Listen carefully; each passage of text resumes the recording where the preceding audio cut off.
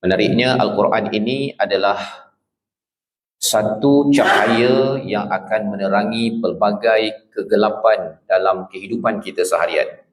Allah nyatakan dalam surah Ibrahim, iaitu peranan Al-Quran ini adalah litukhrijan nas minadh dhulumati ilan nur biidzni, ya, iaitu untuk mengeluarkan manusia daripada kegelapan, pelbagai cabaran, kebuntuan kepada nur, kepada cahaya.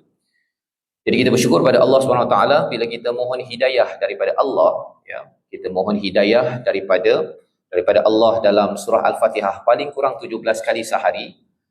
Maka Allah jawab dengan panduan daripada Al-Quran ini seawal daripada surah Al-Baqarah, ya. Selepas kita baca ihdinas siratal mustaqim siratal ladzina an'amta alaihim ghairil maghdubi alaihim waladdallin, maka Allah bawakan pada surah yang kedua itu terus dengan alif lam mim, saya tak tahu, Allah yang tahu, dan dzalikal kitabul la raiba fi hudal lil muttaqin. Inilah kitab Al-Quran yang tidak ada keraguan, petunjuk bagi orang yang bertakwa.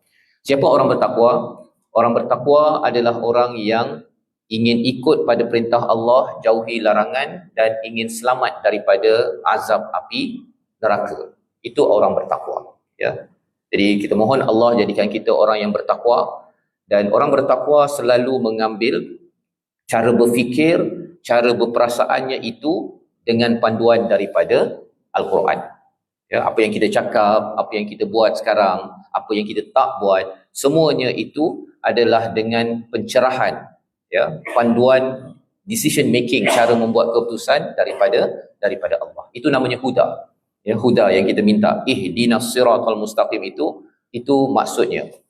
Dan itu sebabnya bila bercakap tentang perkara ini, dalam surah Al-Kahfi ada 4 kisah utama.